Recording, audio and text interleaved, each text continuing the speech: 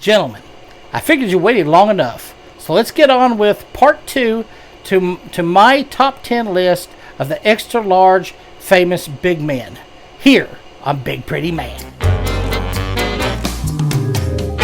Welcome back to Big Pretty Man, the channel for the extra large man who wants to live his life large and in charge. I'm your host, Timothy Big Pretty Crowe. I'm a wardrobe and lifestyle consultant for the extra large man. Okay, gentlemen, we're going to continue with my part 2 of my top 10 extra large famous men. Now, if you haven't already saw part 1, I would refer you to go back to my channel and see the last video. Because today we're going to go from 5 down to 1. And please hang around for number 1 because I think you're going to like. I think you'll like what you're going to see. All right, so let's get going with number 5. And with number 5, you know, I call myself Big Pretty, and my friends call me Big Pretty. But with this gentleman, they called him the Great One. And of course, I'm talking about Jackie Gleason. Yeah, Jackie Gleason was a phenomenal actor, comedian, comic actor. He was also a producer, a writer, and very few people know this, but he was actually a conductor and writer of music. You know, that actually had a hit album, that was on the charts, the top 10 charts for 153 weeks. Bet you didn't know that about the Great One. Yeah, Jackie Gleason's life started off with a little bit, and his career started off with a little bit of tragedy. He lost both his brother and his father when he was younger, and then his mother died when he was 19, basically left him alone. He had no one. So he automatically moved and went into showbiz, and had success right from the beginning because he was such a brilliant comedian. He actually never went without work. Finally, he ended up in the early years of television with the groundbreaking series The Honeymooners, which made him a worldwide star. He played Ralph Crampton, a bus driver, whose wife was always making fun of him, and whom he was always threatening to send to the moon, Alice. Can you imagine today if they had a sitcom where a guy was threatening to hit his wife every week? I don't think they find that funny in today's world. Think about it. But in the 50s, everybody's fine with that. Changing times. Anyway, he also had his sidekick, the wonderful Art Carney, who played Ed Norton. And actually, Ed Norton and Ralph Crampton were the basis for Fred Flintstone and Barney Rubble from the Flintstones. So Jackie Gleason went on to a lot of different things. He ran the Jackie Gleason Show, which ran on television like forever.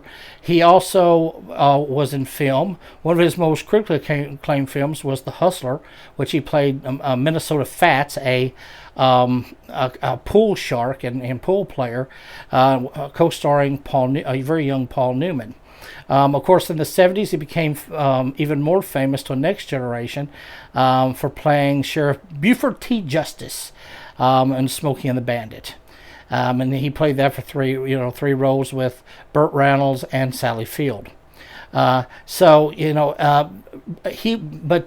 Jackie Gleason he really deserved the title because, like Belushi and like Farley, he was a force of nature.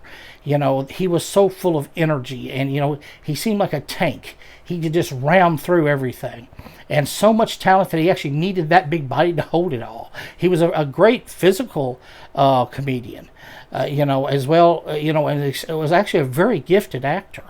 One of his last roles was Nothing in Common, and actually was his last role with Tom Hanks, and he got a lot of critical acclaim for it. However, he, like our other two comedians on the early list, he lived a life of excess, and he did it like a pro. Not so much the drugs, but he was a big time drinker. And also a champion diner. He could put it away, and he smoked, it said, about 6 packs of cigarettes a day. However, one thing I will say about Jackie Gleason is he did have class. He had style. He was always in in practically every role he had, except for maybe Smoking the Bandit because he's wearing a uniform, but in every other role and in life, he carried himself with a lot of class and a lot of presence. He was usually very immaculately dressed, very well put together. Jackie was a force of nature both in film but also in real life. And unlike the two younger guys, Jackie could take it. Jackie could take it. He lived well into his early 70s. He actually died in 1987 from colon cancer at the age of 71. Now, number 4 on my list is a gentleman whom I consider one of the greatest actors of his generation, and maybe of all time, and definitely the greatest extra large actor of all time. And of course, I'm talking about the great Peter Ustinov. Peter Ustinov was a consummate actor and a very admired actor. He won 2 Oscars.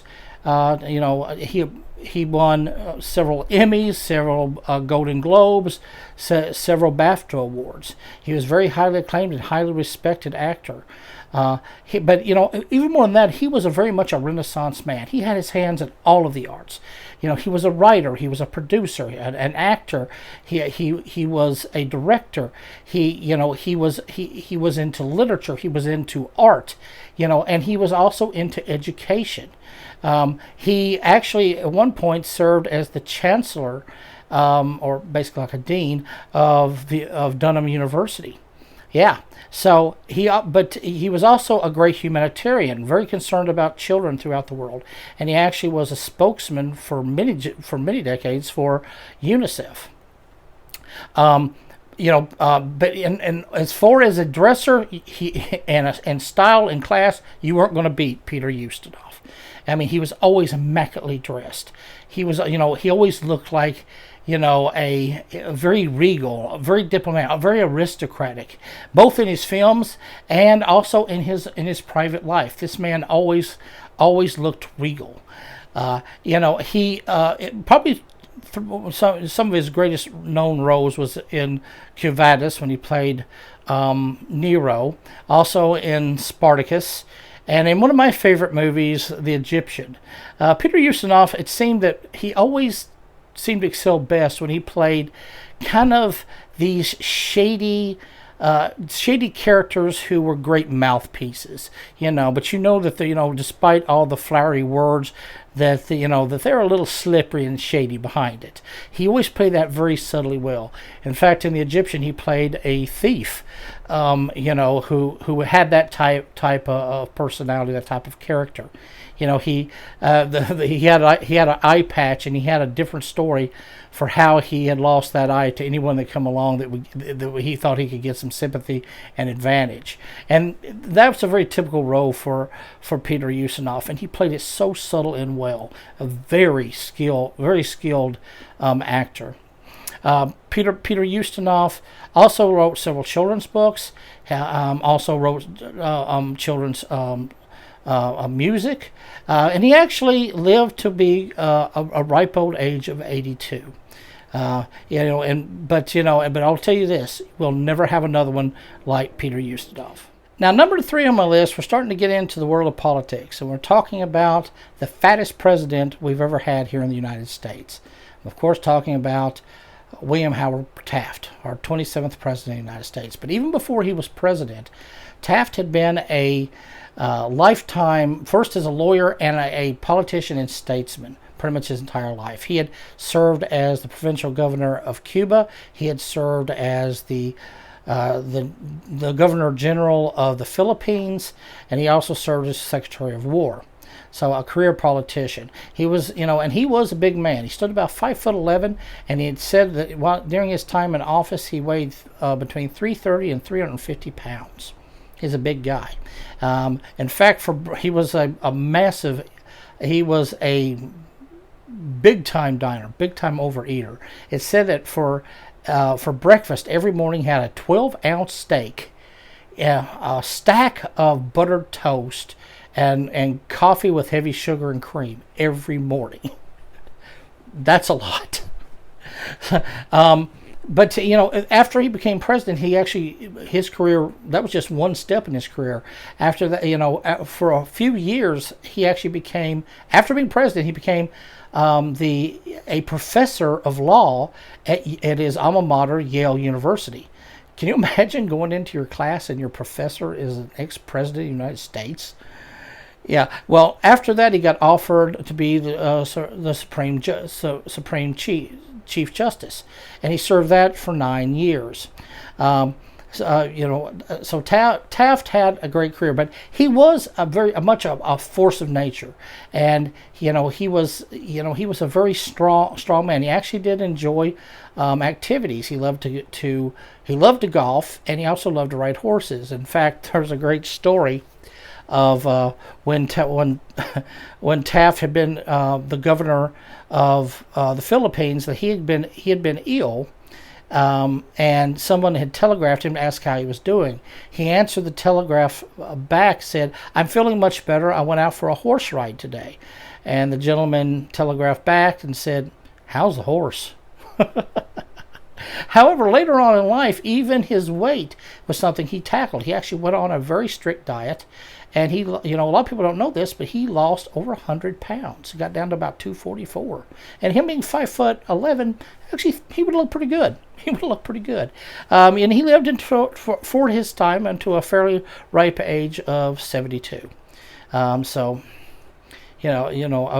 very admirable president who deserves to be known for more than getting stuck in the White House bathtub, which, by the way, is not true. That is an urban legend. There is no record of it. It didn't happen. He did not. The president of the United States did not get stuck in the bathtub.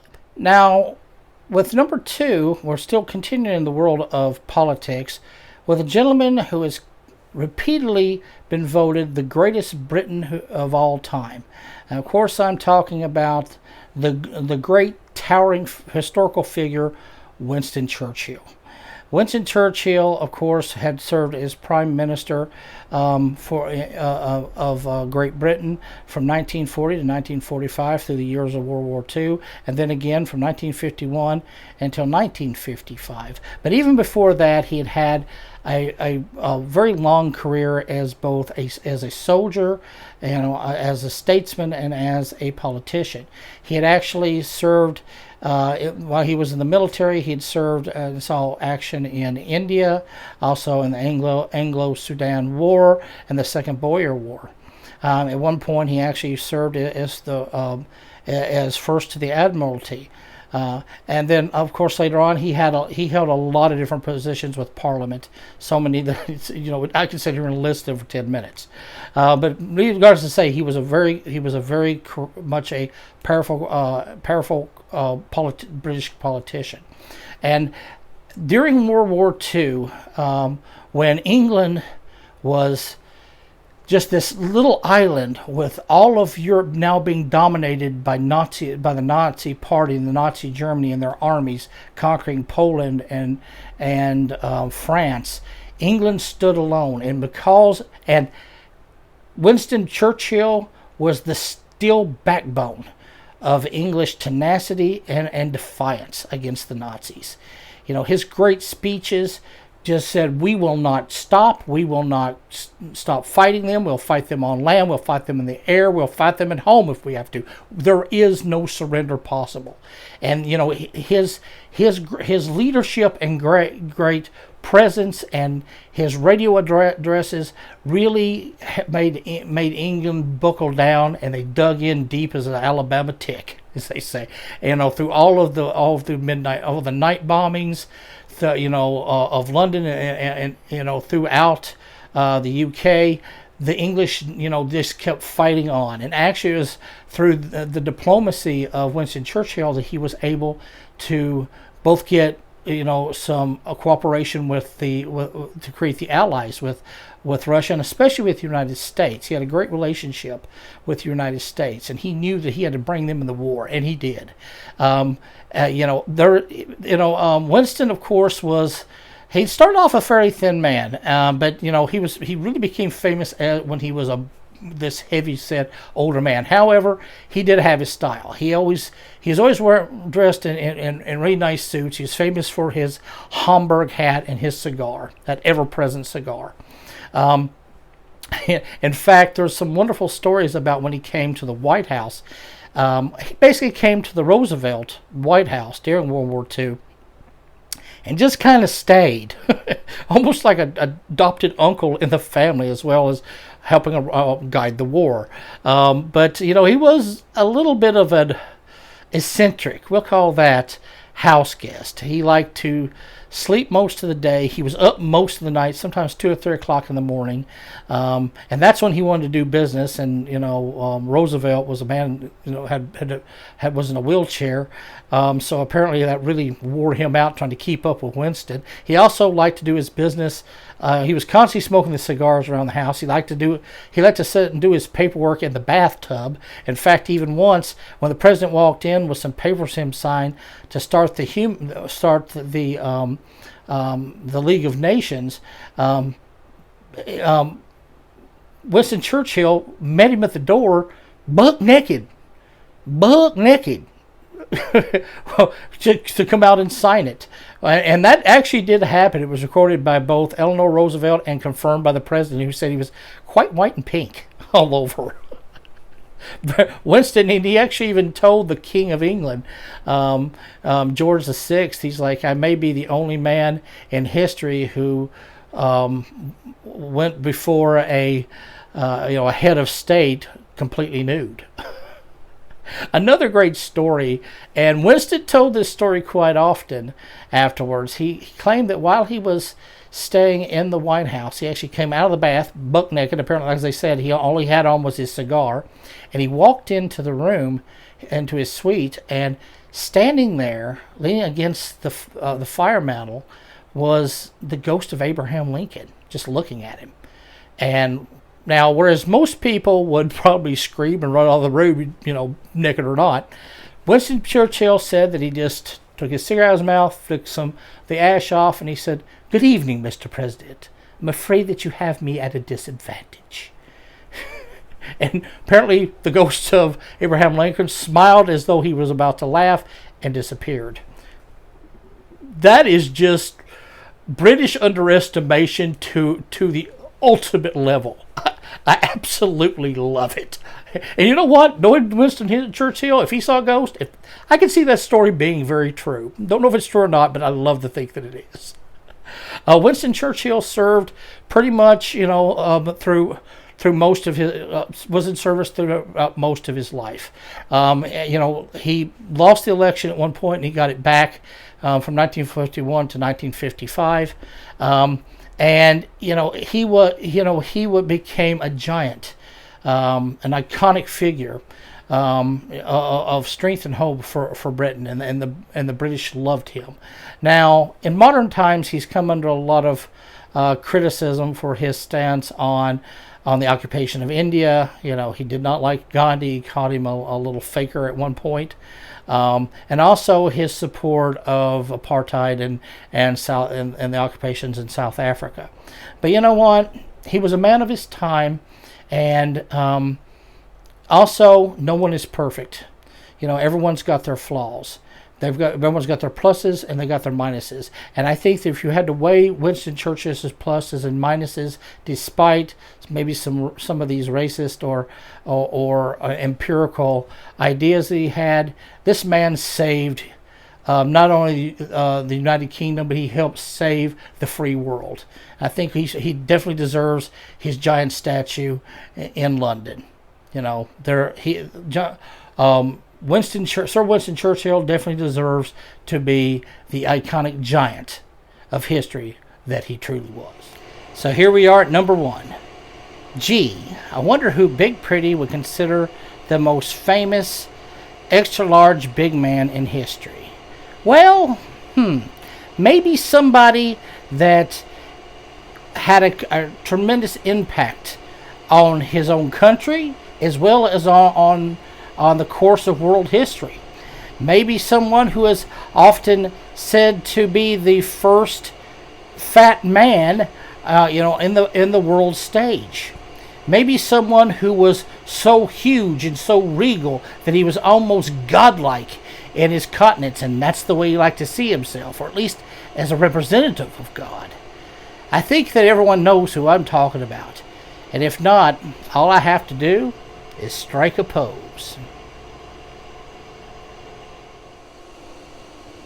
King Henry VIII of England. That's right. The man considered to be the, kind of inaccurately, but often called the first fat man in history.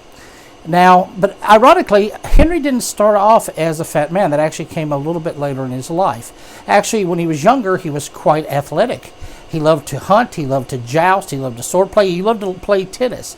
In fact, one ambassador said that watching the king play tennis was one of the most beautiful sights, in his tennis shirt. Henry, of course, was the second Tudor king. He was the son of Henry VII, and he actually was the second son. The first son was Arthur, but Arthur died at 15, and thus Henry became king upon his father's death in 1509. Henry, of course, is famous for a lot of different things. He's probably most known for his 6 wives. However, his first wife he was married to for 20 years, Catherine of Aragon. But when she was unable to give him an heir, he very much wanted a son. She gave him a daughter, Mary, who would later become queen. But he wanted a son. A girl wouldn't do. So after one child that died not long after birth, and several stillbirths and miscarriages, he finally kind of started looking for another candidate, and he fell in love with Anne Boleyn, and of course he got the famous divorce. In fact, which is another huge milestone for Henry, is that though he was very dedicated Catholic and very dedicated to the Pope, and had even written a book against Martin Luther, the Pope would actually give him the title of Defender of the Faith, which the British royalty a title they still hold, ironically. But when the Pope refused to give him a divorce, he decided to basically make himself the head of the English Church, the supreme head of the Church, and he gave him, thus establishing the first Church of England, and gave himself a divorce.